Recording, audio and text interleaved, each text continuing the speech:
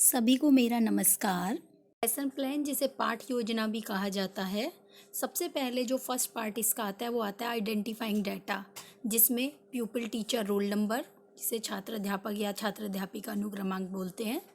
Subject, जिस विषय को आप पढ़ा रहे हैं, English, Hindi, maths, SS, science, कोई भी आपका विषय हो सकता है। उसके पश्चात ये टॉपिक जो उपविषय है, उपविषय हमेशा तब लिखा जाता है जब क्लास में इसे इंट्रोड्यूस कर दिया जाता है। बिना उस लेसन को इंट्रोड्यूस किए बिना इस टॉपिक को नहीं लिखा जाता। इसका मुख्य रीज़न यही है कि इससे स्टूडेंट्स में क्यूरियोसिटी बनी रहती है नए टॉपिक पढ़ाए जाने वाले नए टॉपिक के लिए। उसके बाद आता है ये क्लास। इस साइड आप क्लास लिखें कि उस क्लास को आप पढ़ा रहे हैं, 6th 7th 8th। पीरियड कौन सा है, कालांश आपका जो जिसे कहते हैं। ड्यूरेशन, अवधि कितनी है, 35 मिनट्स 40 मिनट्स जो भी है, और इसके साथ आपकी डेट। तो ये आइडेंटिफाइंग डाटा होते हैं, ये आपको फाइल में भी लिखने होते हैं, लेसन प्लान फाइल में, और जब आप अपने टीचिंग प्रैक्टिस में जहाँ पढ़ा रहे हैं तो वहाँ भी आपको बोर्ड पर ये लिखना होता है, ये इन्फॉर्मेशन देनी होती है। नेक्स्ट आपका पॉइंट आता है जनरल ऑब्जेक्टिव्स, जिसे सामान्य उद्देश्य भी कहते हैं। ये जनरली सब्जेक्ट संबंधित होते हैं, सब्जेक्ट से रिलेटेड होते हैं। जैसे सपोज आप मैथमेटिक्स पढ़ा रहे हैं तो ये मैथमेटिक्स को जनरली पढ़ाने के लिए जो ऑब्जेक्टिव्स हैं, जो उद्देश्य हैं, वो लिखे जाते हैं। जैसे सपोज मैं यहाँ सब्जेक्ट में मैथमेटिक्स की बात कर रही हूँ तो मैथमेटिक्स को पढ़ाने का, गणित को पढ़ाने के जो सामान्य उद्देश्य है वो यहाँ पर लिखे जाते हैं। जैसे to develop mental ability of the students, to develop logical reasoning among students. तो इस तरह के सामान्य, इसका विषय से संबंध होता है, उप विषय टॉपिक से संबंधित ये नहीं होती।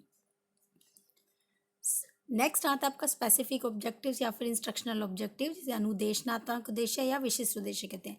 यहाँ ये मुख्य रूप से आपके जो उप विषय है, टॉपिक है, उससे संबंधित होते हैं। इन्हें ब्लूम टेक्सोनॉमी जब हम पढ़ाते हैं तो आप उसमें पढ़ते हैं how to write objectives in behavioural terms. तो इनको जनरली बिहेवियरल आउटकम्स की फॉर्म में लिखा जाता है कि इस टॉपिक को पढ़ने के बाद स्टूडेंट्स के बिहेवियर में क्या चेंज आएगा। बिहेवियर में change means, as you know, learning is modification of behaviour. तो यहाँ जैसे हम इसी फॉर्म में लिखते हैं। यहाँ मैं पर्टिकुलर मैथ्स की बात करती हूँ, थोड़े अल्टर करके, हर सब्जेक्ट में थोड़ा सा डिफरेंस होता है इसमें लिखने में। जैसे फर्स्ट हम यहाँ नॉलेज की बात कर रहे हैं तो ज्ञानात्मक उद्देश्य, the students will be able to recognise, suppose मैंने टॉपिक लिया cube and cuboid, the students will be able to recognise the shape of cube and cuboid, the students will be able to recall the formula of cube and cuboid. Means जो topic आप पढ़ाएंगे तो उसको पढ़ाने के बाद students के knowledge में क्या चेंज आएगा, उनको क्या गेन होगा। देन अंडरस्टैंडिंग, जिसे बोध कहते हैं। इसमें कुछ ये जो रिकॉग्नाइज, रिकॉल, सी रिलेशनशिप, साइट एग्जांपल्स, ये जो आप देख रहे हैं एक्शन वर्क, ये पर्टिकुलर निश्चित किए गए हैं टेक्सोनॉमी में, जो मैं आपको अलग से इसमें आगे हम डिस्कशन करेंगे।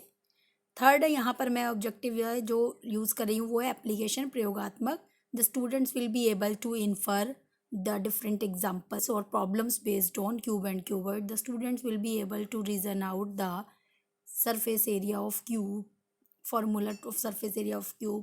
तो इस तरह से ही आप स्पेसिफिक ऑब्जेक्टिव्स बनाएंगे। इसके बाद नेक्स्ट आपका जो टॉपिक आता है, पॉइंट आता है, वो है इंस्ट्रक्शनल एड्स, अनुदेशनात्मक सामग्री जिसे कहते हैं।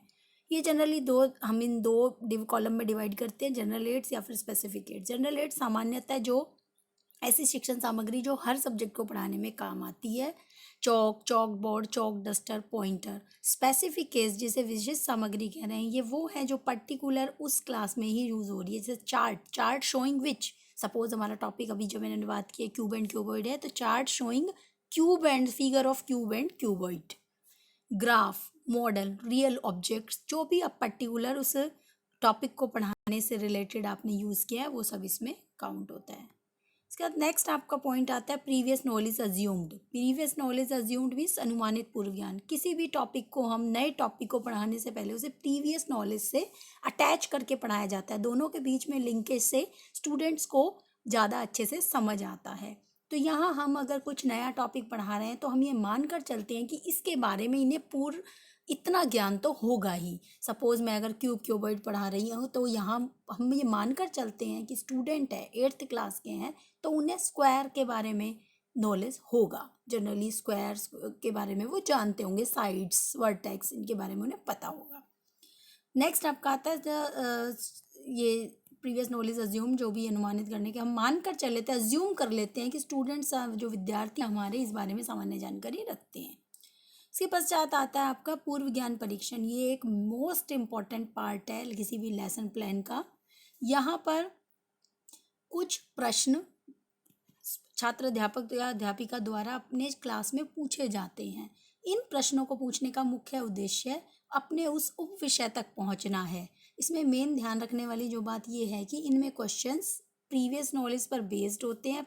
दूसरा, एक दूसरे के लिंक इंटर रिलेटेड होते हैं, इंटरलिंक्ड होते हैं, एक से दूसरा संबंधित होता है। और इसका लास्ट प्रश्न, जनरली लास्ट प्रश्न का उत्तर वो आपका टॉपिक होगा, जो उप विषय होगा। जब आप फाइल में तो लिखते समय आप ऐसे लिखेंगे, लेकिन जब आप वास्तव में क्लास में पढ़ा रहे हैं तो जब यहाँ प्रीवियस नॉलेज टेस्ट करके आप फाइनल लास्ट में टॉपिक तक आएंगे, तब बोर्ड पर जो आइडेंटिफाइंग डाटा है वहाँ पर उप विषय या टॉपिक मेंशन किया जाता है। और यहाँ लास्ट आने के बाद ही आता है अनाउंसमेंट ऑफ द टॉपिक, उप विषय की उद्घोषणा, कि अच्छा बच्चों, आज हम इस विषय के बारे में अध्ययन करेंगे। यहाँ अध्ययन शब्द की बात कर रहे हैं, पढ़ाएंगे और अध्ययन में बहुत फ़र्क है। ये था आपका उप विषय की घोषणा। उसके बाद नेक्स्ट जो टॉपिक आता है वो आता है प्रेजेंटेशन, प्रस्तुतिकरण जिसे कहते हैं। प्रस्तुतिकरण में ये हम जनरली 4 पॉइंट्स डालते हैं। फर्स्ट है teaching point, then pupils activities और chalk board year work plus teaching material used. यहाँ पर टीचिंग पॉइंट में जनरली जो आप टॉपिक आज पढ़ाने वाले हैं उसको हम सब पॉइंट्स में डिवाइड कर लेते हैं, वही आपका शिक्षण बिंदु होगा। सपोज आप क्यूब क्यूबॉइड बना रहे हैं तो सबसे पहले meaning of cube, then formula for calculating volume of cube, then formula for calculating area of cube. People teachers activity में जो भी छात्र अध्यापक या अध्यापिका कक्षा में चाहे आप प्रश्न पूछ रहे हैं, एक्सप्लेन कर रहे हैं, जो भी वो सब एक्टिविटी आपकी इस कॉलम में आती है। पीपल्स एक्टिविटीज़ में जो स्टूडेंट से आप करवा रहे हैं, उनसे चाहे प्रश्न पूछ रहे हैं, चाहे वो ध्यान से सुन रहे हैं, जो भी है वो यहाँ लिखा जाता है। इसके पश्चात आता है चॉक बोर्ड, जो आपने यूज़ किया उसको वर्क यहाँ लिखा जाएगा। उसके साथ ही जो भी आप चार्ट यूज़ कर रहे हैं या मॉडल यूज़ कर रहे हैं या आप कोई भी फ्लैश कार्ड यूज़ कर रहे हैं, उसका मिनिएचर यहाँ पर लगाया जाता है और उसके बारे में मेंशन किया जाता है। इस तरह से ये आप पूरा जो 40 मिनट्स में आप जो पढ़ाने वाले हैं 30 मिनट्स है, वो सब इस प्रेजेंटेशन में मेंशन किया जाता है।